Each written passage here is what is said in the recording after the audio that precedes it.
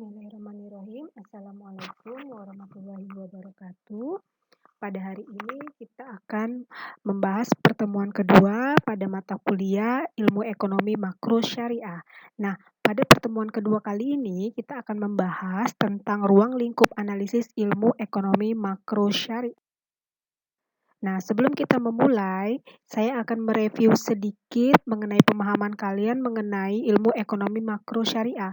Karena pada mata kuliah ilmu ekonomi makro syariah ini pada dasarnya merupakan mata kuliah lanjutan dari pengantar ilmu ekonomi makro. Jadi, saya harapkan pemahaman kalian sudah lebih memahami apa itu ilmu ekonomi, perilaku ekonomi, dan ilmu ekonomi makro.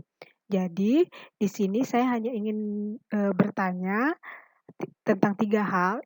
Yang pertama, apakah yang Anda ketahui tentang ilmu ekonomi?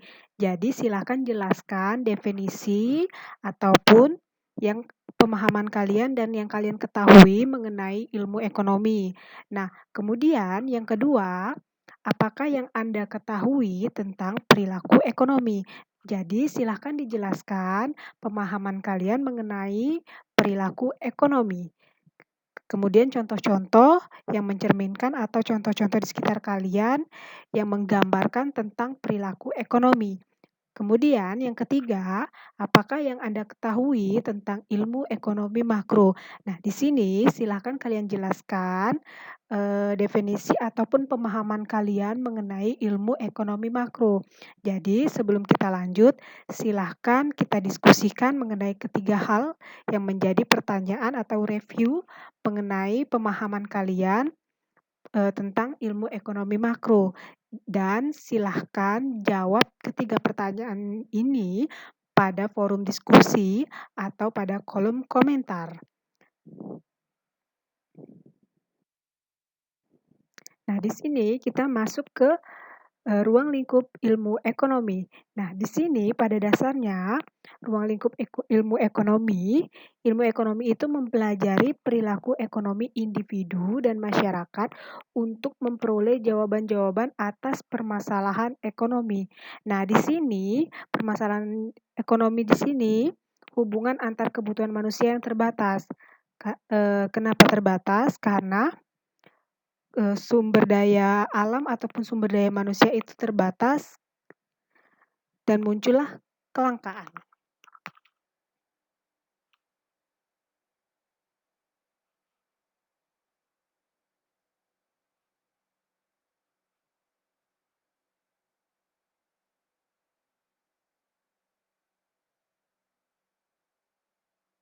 Kemudian untuk perilaku ekonomi itu timbul sebagai tanggapan terhadap dorongan kegiatan manusia untuk memenuhi kebutuhan terhadap barang dan jasa.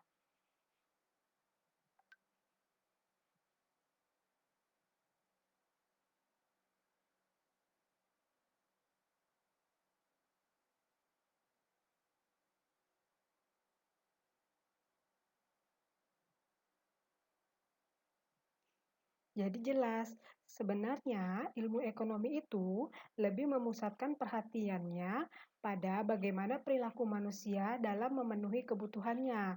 Nah, dalam mendapatkan kebutuhannya, sebenarnya membutuhkan pengorbanan karena ketersediaan yang terbatas atau langka.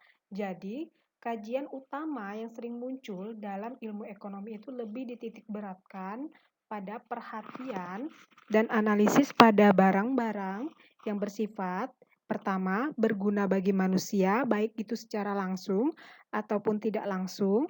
Yang kedua, mengenai kelangkaan. Jadi, kesimpulannya, ilmu ekonomi merupakan studi tentang bagaimana manusia secara individu dan berkelompok atau masyarakat dalam membuat pilihan untuk menggunakan sumber daya yang terbatas, sehingga ia dapat digunakan untuk memenuhi keinginannya secara maksimal untuk memperoleh atau mencapai kepuasan dan kemakmuran yang paling maksimum. Nah, di sini kalian bisa mempelajari dari berbagai sumber bahan bacaan atau literatur mengenai ruang lingkup ilmu ekonomi dan perilaku ekonomi. Nanti kita akan membahas di forum diskusi mengenai pemahaman kalian mengenai ruang lingkup ilmu ekonomi dan perilaku ekonomi.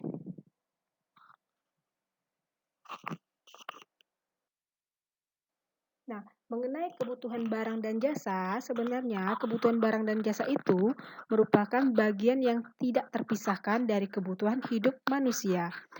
Sedangkan kelangkaan yaitu kebutuhan manusia pada dasarnya terus meningkat dan dapat menimbulkan kelangkaan. Sebab ilmu ekonomi selalu membahas mengenai perilaku manusia, sumber daya, dan kelangkaan.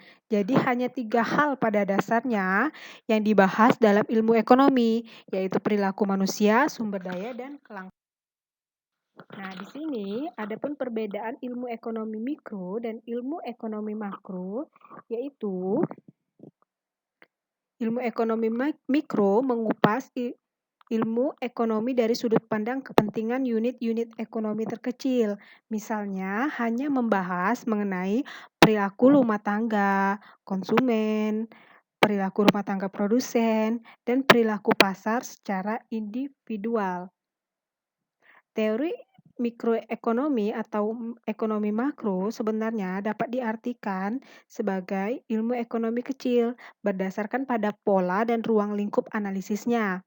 Teori mikroekonomi dapat didefinisikan sebagai suatu bidang dalam ilmu ekonomi yang menganalisis mengenai bagian-bagian kecil dari keseluruhan kegiatan perekonomian.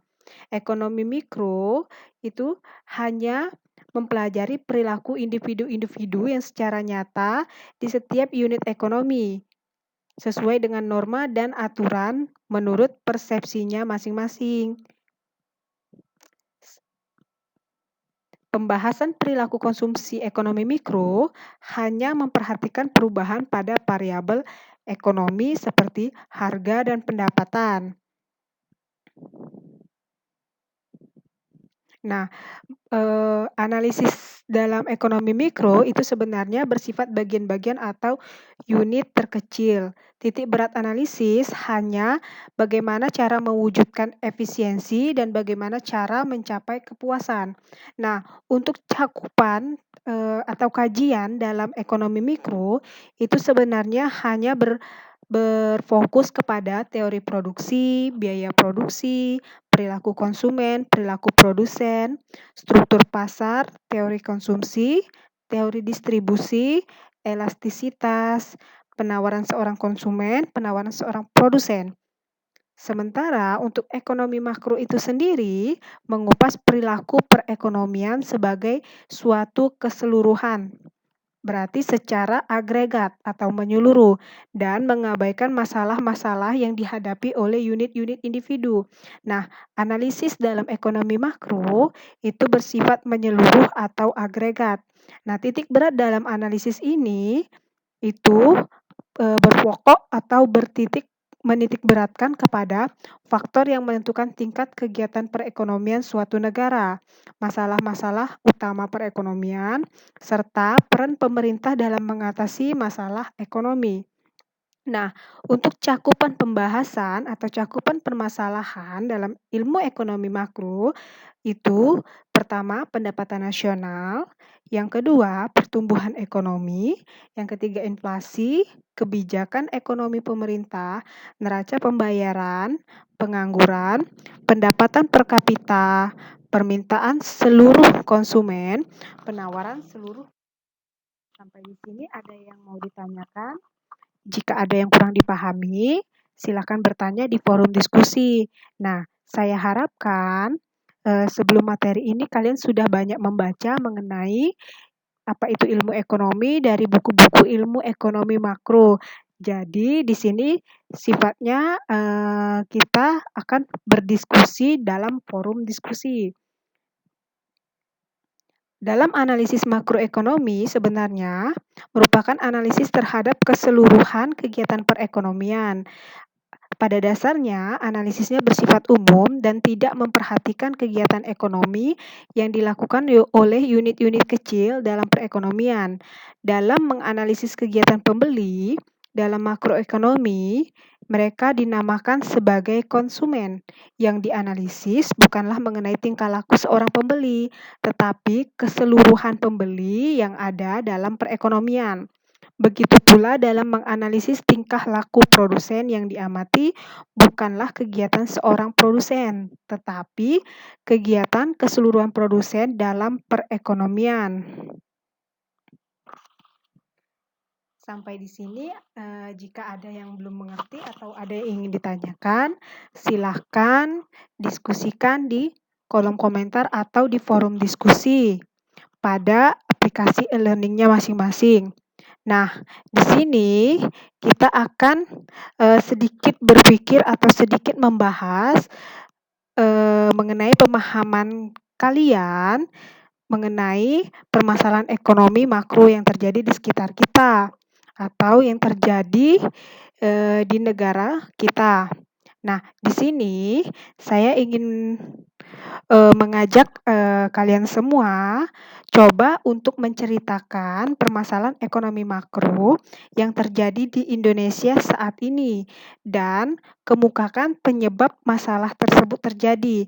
Nah, silakan kemukakan permasalahan ekonomi tersebut dalam forum diskusi. Jadi silahkan kalian amati permasalahan ekonomi makro yang terjadi di Indonesia saat ini dan kalian kemukakan juga penyebab masalah tersebut terjadi. Jangan lupa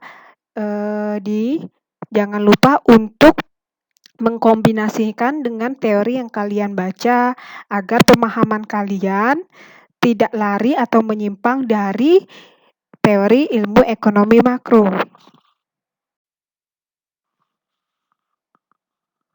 Adapun masalah-masalah yang sering terjadi dalam ekonomi makro yaitu masalah pengangguran, inflasi, pertumbuhan ekonomi, ketimpangan distribusi pendapatan, kemiskinan, dan lain sebagainya.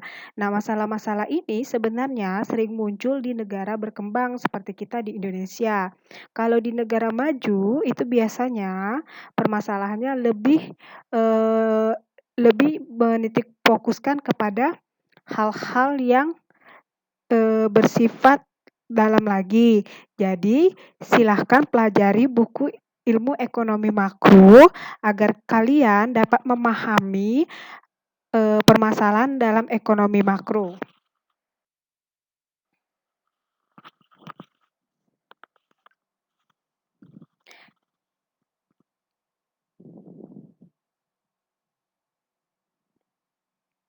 Nah, setelah kalian membaca berbagai buku kajian ilmu ekonomi makro, serta membaca dari berbagai sumber-sumber literatur mengenai ilmu ekonomi makro, di sini silahkan diskusikan secara berkelompok mengenai permasalahan yang terjadi dalam ilmu ekonomi makro.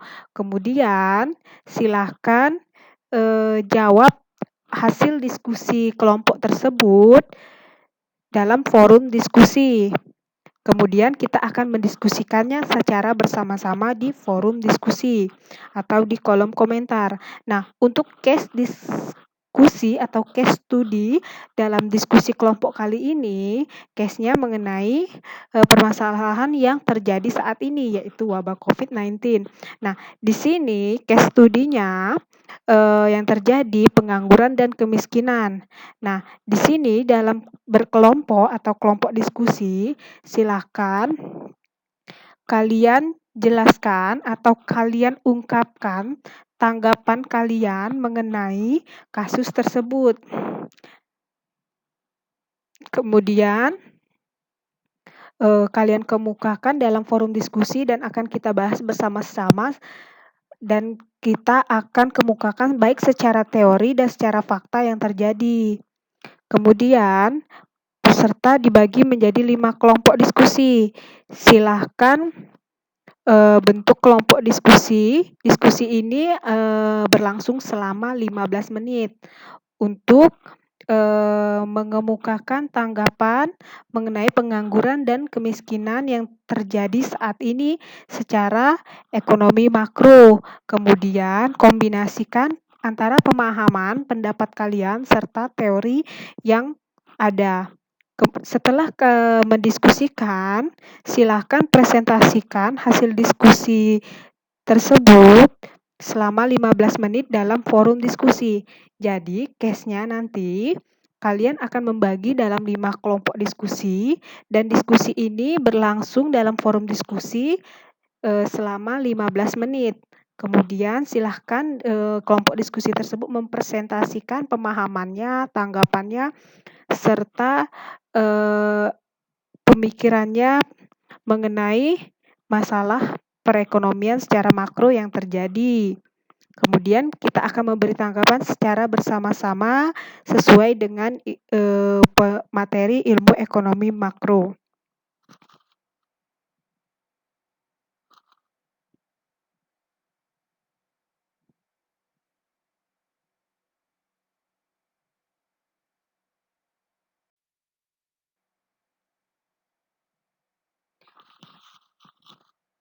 Nah, setelah berdiskusi, saya akan melanjutkan pemaparan mengenai masalah yang dihadapi pemerintah dalam bidang ekonomi.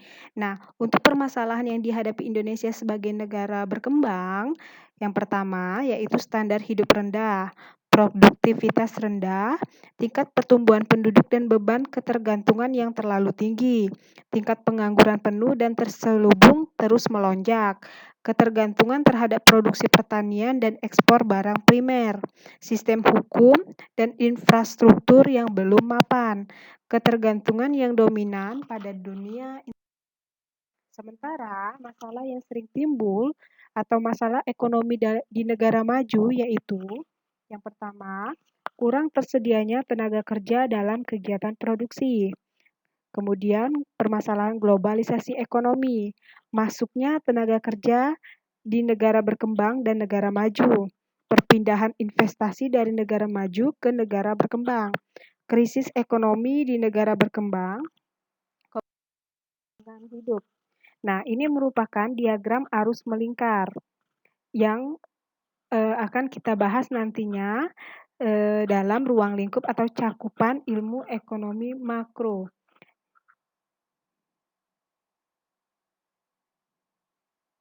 Nah, untuk memberi gambaran yang lebih jelas lagi mengenai corak kegiatan ekonomi yang wujud dalam suatu perekonomian, maka ahli-ahli ekonomi biasanya membuat suatu diagram yang dinamakan sirkulasi aliran pendapatan.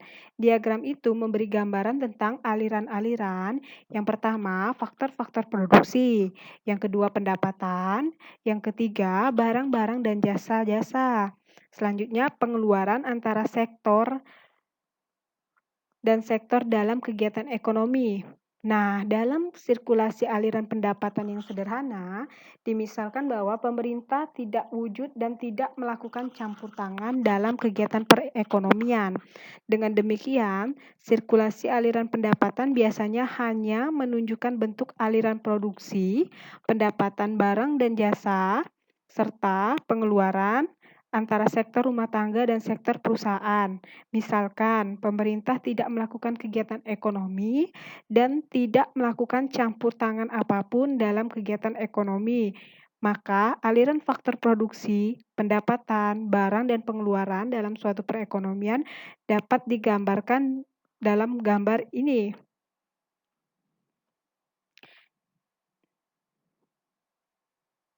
Nah, dalam diagram ini, perekonomian dibedakan dalam dua sektor, yaitu sektor perusahaan dan sektor rumah tangga. Sektor rumah tangga merupakan pemilik faktor-faktor produksi yang akan menawarkan sumber-sumber daya kepada para pengusaha, dan para pengusaha akan menyambut tawaran tersebut karena memerlukan faktor-faktor produksi untuk memproduksi barang-barang dan jasa-jasa. Penawaran dengan penggunaan faktor-faktor produksi tersebut akan diwujudkan dalam dua macam aliran, yaitu aliran barang dan aliran uang. Keduanya terdapat pada bagian atas dari diagram yang ditunjukkan dalam gambar tersebut. Dapat dilihat bahwa sektor perusahaan akan memberikan pendapatan kepada berbagai jenis sumber daya ini, yaitu tenaga kerja mendapat upah dan gaji, tanah mendapat sewa, modal mendapat bunga, dan keahlian usahawan mendapatkan keuntungan atau wirausahawan mendapatkan keuntungan. Aliran dari berbagai jenis pendapatan dari sektor perusahaan ini adalah aliran dalam bentuk uang. Nah, telah dijelaskan bahwa kegiatan para pengusaha memproduksi barang dan jasa bukanlah untuk memenuhi kebutuhan mereka, tetapi dengan tujuan untuk dijual dan mendapatkan keuntungan. Rumah tangga adalah pembeli-pembeli barang dan jasa yang diproduksi sektor perusahaan.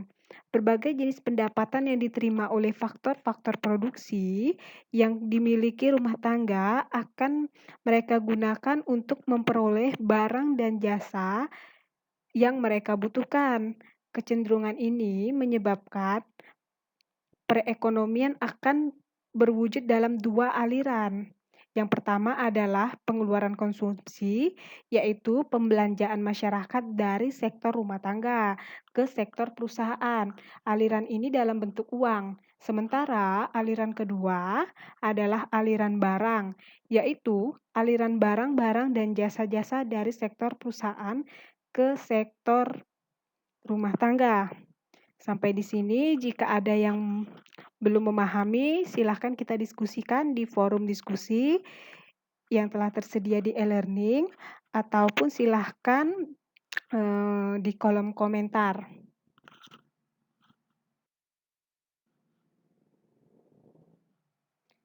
Nah, di sini coba deskripsikan permasalahan ekonomi negara maju dan negara berkembang. Kelompok tadi kembali lagi mendiskusikan perekonomian negara maju dan negara berkembang. Kita akan mendiskusikannya di dalam forum diskusi. Jadi, silahkan kalian diskusikan berdasarkan teori dan berdasarkan kasus-kasus studi literatur yang telah terjadi atau permasalahan yang terjadi dalam ekonomi negara maju dan negara berkembang. Nah, di sini perbedaan ekonomi konvensional dan ekonomi Islam, yaitu ekonomi konvensional menganut konsep scarcity atau kelangkaan yang menyatakan bahwa sumber daya yang tersedia berjumlah terbatas, sehingga tujuan dari disiplin ilmu ini adalah mempelajari perilaku manusia dalam menghadapi kelangkaan. Sementara ekonomi Islam merupakan goal-oriented disiplin, yang berarti ekonomi Islam tidak hanya mempelajari bagaimana cara pengalokasian sumber daya yang terbatas secara efisien, tetapi juga mempelajari tujuan dari penggunaan sumber daya tersebut. Ekonomi Islam menawarkan sebuah sistem yang dapat membangun perekonomian lebih ke arah moral, yang seringkali diabaikan dalam analisa ekonomi. Menurut Adam Smith, pasar memiliki potensi untuk menciptakan keseimbangannya sendiri. Keseimbangan ini yang kemudian disebut sebagai invincible hands, yang mana jika mekanisme pasar dibiarkan bebas tanpa aturan atau tanpa adanya pembatasan produksi dan konsumsi, maka permintaan konsumen akan suatu barang atau jasa menjadi seimbang dengan penawaran dari sisi produsen, sehingga akan menciptakan kesejahteraan. Sementara ekonomi Islam tidak meyakini adanya invincible hand yang membuat pasar menjadi efisien. Keterlibatan pemerintah dalam sistem ekonomi Islam sangat dipertimbangkan untuk mendukung proses produksi dan distribusi barang atau jasa. Dalam ekonomi konvensional, menganut paham mekanisme pasar bebas, yang mana setiap individu diperbolehkan keluar masuk dalam pasar tanpa adanya larangan. Baiklah, demikian pemaparan materi pada hari ini untuk pertemuan kedua. Selanjutnya kita akan masuk ke forum diskusi pada aplikasi e-learning atau pada komentar di kolom chat ini. Jadi untuk kelompok-kelompok tadi yang sudah, menyelesaikan tugasnya, kita akan, membahas dalam forum diskusi. Terima kasih dan assalamualaikum warahmatullahi wabarakatuh.